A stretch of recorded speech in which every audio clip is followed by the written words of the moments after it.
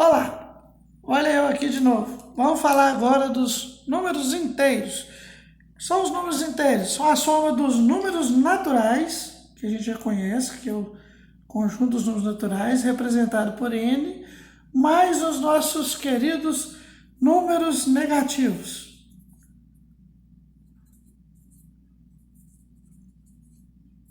Que eu já falei em um vídeo aí anterior, que a gente já vai estar postando. Então, o símbolo do conjunto dos números inteiros, ele é o símbolo dele, é o Z. É esse Z aqui, é o nosso símbolo. O conjunto dos números inteiros é formado, então, pelos números naturais e pelos números negativos. Então, a gente começa a representar o conjunto assim, reticências, vírgula. Vou começar aqui por menos 3, menos 2, menos 1, 0, 1, 2, 3, vírgula, reticências, fecha a chave. Então, essa é a representação do conjunto Z, que é o conjunto dos números inteiros. Beleza? Aqui vamos dispor na reta numérica. Eu tenho 0, que é a origem, a origem. Tudo que está à direita são os números positivos, são os inteiros positivos.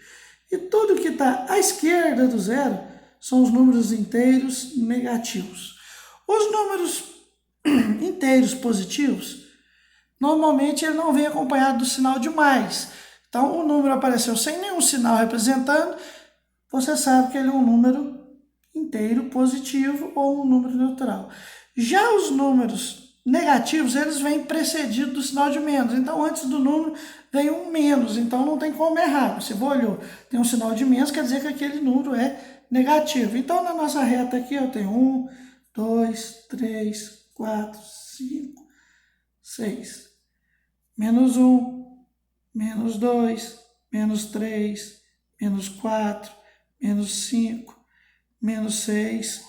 E aí vai, infinitamente. Então, para a gente falar de comparação de qual número é maior ou menor, tem de observar o seguinte. O zero é minha origem. Tudo que está à direita do zero são os positivos. Então, quanto mais distante do zero, maior é o número. Então, para os números positivos, quanto mais longe do zero, mais à direita do zero, maior é esse número. Já os números negativos é diferente. Eles estão à esquerda da origem, que é o zero, que é a minha origem.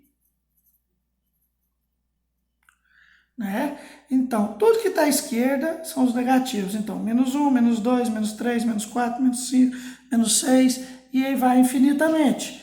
Então, eu vou observar o seguinte. Quanto mais à esquerda do zero, menor é o número. Então, os números negativos, quanto mais longe do zero, menor é o número. E os números positivos, quanto mais longe do zero, maior será o número.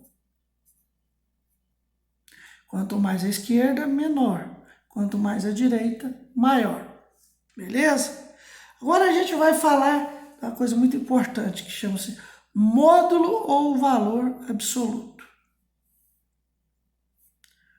Módulo ou valor absoluto. O que quer dizer isso? O módulo ou valor absoluto em si, ele é o tamanho do número. Tamanho. Como que eu vou medir esse tamanho? Em unidades. Aqui no exemplo eu pus aqui 0 e 3, 0 menos 3. Qual que é o tamanho do módulo de 3? Eu tenho uma unidade, 2 unidades, 3 unidades. Então, o tamanho do 3 é 3 unidades. Então, o módulo de 3 é 3. Agora, e o módulo ou valor absoluto? Tamanho de menos 3. Eu vou olhar aqui do 0 até chegar no menos 3. Uma unidade, 2 unidades, 3 unidades. Quantas unidades tem o menos 3? 3 unidades. Ué, Jamil, por que não é menos 3 unidades? Porque não existe medida negativa. O módulo do número é sempre, o tamanho dele é sempre positivo. Na matemática, ele é representado por duas barrinhas paralelas com o valor numérico dentro, com o seu módulo dentro. Por exemplo, fiz duas barrinhas aqui. Ajeitar o papel. Duas barrinhas, uma barrinha, menos 3, outra barrinha. Então, essa barrinha, eu vou ler ela módulo de, um pouquinho entre aspas, que é um módulo de. No caso aqui, é um módulo de menos 3. Qual que é o módulo de menos 3? É 3, que é o tamanho, que é o valor absoluto desse módulo, é o valor positivo, que é igual a 3, que é o tamanho. Então, Jamil, qual que é o valor do módulo de 3? Módulo de 3 é dado por 3. Então, o módulo de qualquer número, ele é sempre o número sem o sinal, ou seja, o número positivo.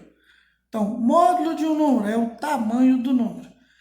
Outra coisa, todo número inteiro tem um sucessor e um antecessor.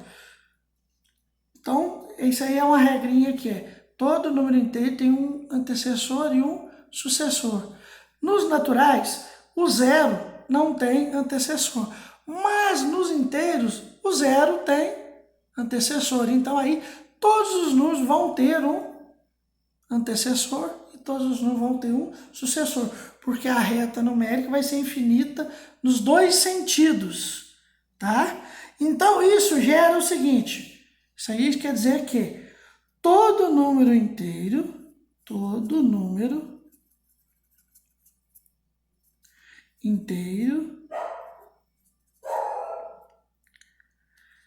tem um simétrico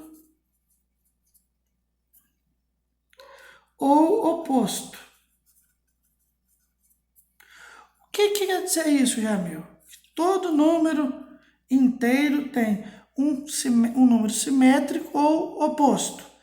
Isso quer dizer que todo número que tem à direita do zero, do lado positivo, vai ter um correspondente de mesmo módulo, só com sinal negativo, à esquerda do zero. Então, se eu tenho 100, eu vou ter um oposto ou simétrico menos 100. Se eu tenho um número menos 500, eu vou ter um simétrico mais 500, ou seja, sempre todo número vai ter um de mesmo módulo, só que com sinal invertido na nossa reta numérica. Todo número que você pensar que seja positivo, eu tenho de pensar que ele existe um número negativo que o represente.